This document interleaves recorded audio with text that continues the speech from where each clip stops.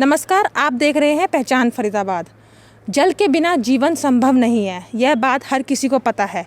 फिर भी जल को बर्बाद करने वाले लोगों की संख्या बेहिसाब है। हर कोई पानी को भरपूर मात्रा में चाहता है, लेकिन जल संरक्षण के लिए कोई काम करने को तैयार नहीं है। देश के दूसरे हिस्सों की तरह फरीदाबाद का भूजल स्तर भी लगातार नीचे गिरता जा रहा है।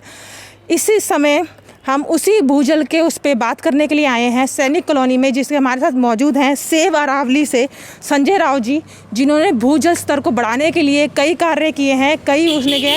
उनसे जानते हैं कि उन्होंने भूजल स्तर को बढ़ाने के लिए क्या कार्य किए हैं। सर, आपका पहचान फरीदाबाद में स्वागत है। सर, भूजल जो हमारा फरीदाबाद का जो गिरता जा रहा है, उसके लिए आपने कई कार्य किए हैं, वो क्या है कार्य? देखिए, ऐसा है कि फरीदाबाद का भूजल स्तर जो है बड़ी तेज़ी से नीचे जा रहा है। आज की तारीख में अगर हम सेक्टर 49 को लें, 48 को लें या 46 को लें, यहाँ पे भूजल जो है तकरीबन 500 फीट से ज़्यादा नीचे जा चुका है। हम लोग क्या कर रहे हैं, हम लोगों ने भूजल इतना ज़्यादा भूजल क्या पानी इतना यूज़ हम लोग कर रहे हैं जितना हमें कैपेसिटी से ज़्यादा यूज़ कर रहे हैं, लेकिन उसे बचाने की कोशिश नहीं कर रहे हैं। तो उसको बचाना बहुत ज़रूरी है। पानी जो बरसात का पानी है खासतौर पे, वो ज़मीन में अगर उतरेगा है तो ही हमें बेनिफिट मिलेगा। तो उसको ज़मीन में उतारने के लिए सेव अरावली ने बहुत सारे कार्य किए हैं, जैसे कि यहाँ सैनिक कॉलोनी बी ब्लॉक में हम लोग ने वाटर हार्वेस्टिंग बनवाया है, ई ब्लॉक में बनवाया है, और बी ब्लॉक में हमारे 2 वाटर हार्वेस्टिंग बने हैं और एक ई ब्लॉक में बना है। जो अभी रिसेंटली हमने लास्ट ईयर बनवाया है वो ये वाटर हार्वेस्टिंग है। सर, बी ब्लॉक में कितने मकान, कितने लोग रहते हैं? बी ब्लॉक में तकरीबन 800 से 900 मकान हैं, और आप 3 मंजिला मकान मिला लीजिए तो क्वांटिटी ट्रिपल हो जाती है। जी। आप सर, जो वाटर हार्वेस्टिंग बनाया है, उसके बारे में हमें थोड़ा बताएंगे, कैसे शुरू होता है और कैसे वो कार्य करता है? देखिए, ऐसा है कि जो बरसात का पानी आता है, लोगों की छतों से उस पानी को सड़कों पर डाइवर्ट किया जाता है, और जो सड़कों पे पानी होता है उसे भी टर्न किया जाता है उस तरफ जहाँ पे वाटर हार्वेस्टिंग बनाया जाता है। वाटर हार्वेस्टिंग जिस भी एरिया में या जहाँ पे बनता है, वहाँ सबसे जो निचला हिस्सा होता है वहाँ पे बनाया जाता है, जो कि सारा पानी डाइवर्ट होकर वहाँ पे आ जाए। जैसे कि आप इस घर में देखेंगे तो ये छत का जो पानी है ये ए से बाहर आता है, और ए से आता है। उसके बाद जो हमारा वाटर हार्वेस्टिंग है वो ये बना हुआ है। तो इसकी ये पहली एंट्री है, ये फर्स्ट एंट्री है जहाँ से पानी अंदर जाता है। तो इसमें जो बड़ा वाला जाल बना है, ये जितना मोटा कचरा है उसको रोक लेता है। उसके बाद इसके अंदर अगेन जाली लगी है पतली वाली, जो छोटे कचरे को रोक पाती है और छोटा कचरा रोक लिया जाता है। उसके बाद आगे 2 टैंक बनाए जाते हैं।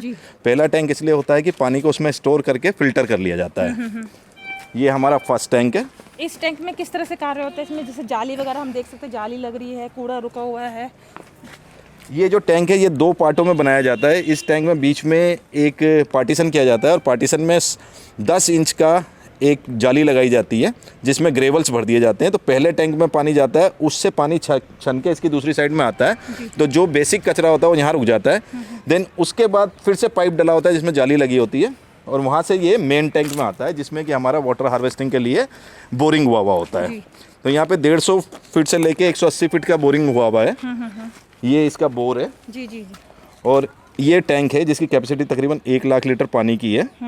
और इसमें भी नीचे ग्रेवल्स डले होते हैं, जो कि ग्रेवल्स तकरीबन 3 से 4 फीट ग्रेवल्स होते हैं, जो 3 तरीके के अलग अलग होते हैं, छोटा, बड़ा, फिर बड़ा।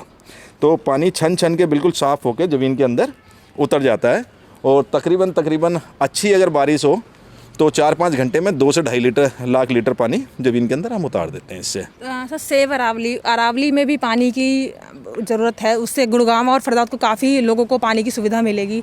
तो उसके लिए आपके द्वारा क्या किया जा रहा है? ऐसा है कि फरीदाबाद जो हमारी अरावली, जो फरीदाबाद अरावली है, उसमें हमने कई सारे झोड़ बनवाए। जो झोड़ देसी भाषा में कहते हैं, एक तरह के तालाब खुदवाए हैं। उन तालाबों को भी जंगल में ऐसी जगह पर खुदवाया गया है जहाँ पे ज़्यादा से ज़्यादा पानी आता है। तो उससे 2 फ़ायदे होते हैं। एक तो पानी ज़मीन में उतरता है, दूसरा फ़ायदा ये होता है कि जो वाइल्ड एनिमल है उनको पानी गर्मी में भी काफ़ी समय तक मिलता है। उसके बाद जो है गर्मी के सीज़न में भी हम लोग वैसे उसको फिल करवाते रहते हैं, लेकिन वो फिर वही होता है कि ग्राउंड वाटर से ही फिल होता है, वो इसलिए होता है जानवरों के लिए। तो ये कार्य भी हम लोग कर रहे हैं, बड़ी तेज़ी से कर रहे हैं। सर, जैसे कि पानी बर्बादी के लिए अगर हम बात करें तो लाइक कार वॉशिंग में वेस्ट कर रहे हैं हम। सड़क पे हम देखेंगे कई जो गरीब तबके होते हैं वो नहाते रहते हैं, वेस्ट करते रहते हैं पानी। किसी की नल खुल रही है तो वो खुली रहती है। पीने के पानी जगह जगह जैसे प्याऊ लग रहे हैं छोटे छोटे, उसमें पानी टपकता रहता है।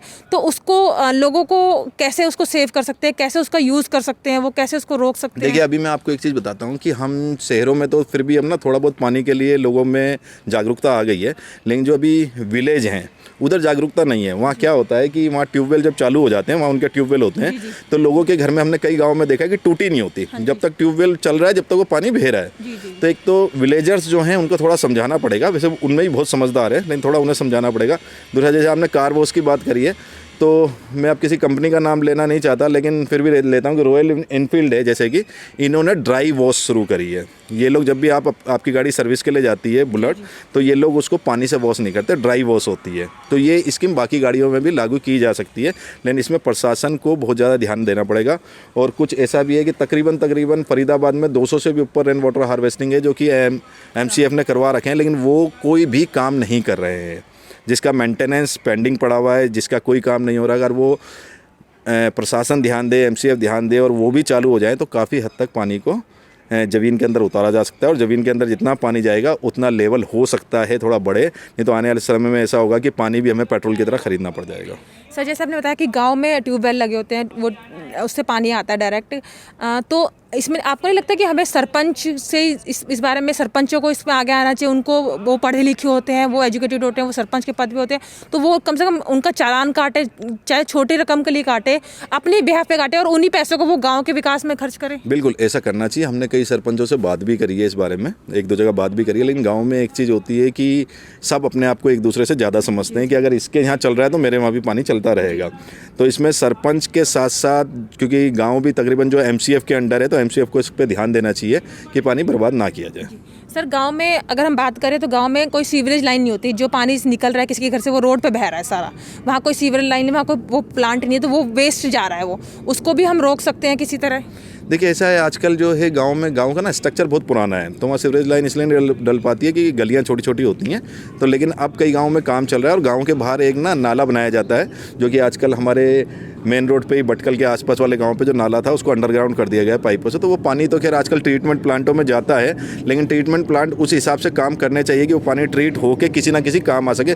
वो ट्रीट करके उस पानी को हम पेड़ों, मतलब जंगल में पेड़ों में डालने के लिए ले सकते हैं, कई काम में उस पानी को लिया जा सकता है। जैसे कि संजय जी ने बताया कि अगर हम पानी को नहीं बचाएंगे तो आने वाली जो हमारी पीढ़ी है उनको वो पानी पेट्रोल की तरह खरीद कर पीना पड़ेगा। इसीलिए हम ये चाहते हैं कि जो पानी वेस्ट कर रहे हैं, लाइक कोई नहा रहा है तो उसको एक बाल्टी से नहाना चाहिए, कोई गाड़ी वॉश कर रहा है तो उसको वो रीयूज़ कर सकता है पानी को। किस तरह RO का जो वेस्ट वाटर आता है हमारे उसमें घरों में, उसको भी हम प्लांटेशन के लिए यूज़ कर सकते हैं। तो इस तरह के से हम पानी के जल स्तर को बढ़ा सकते हैं। इसमें अपना सहयोग करें।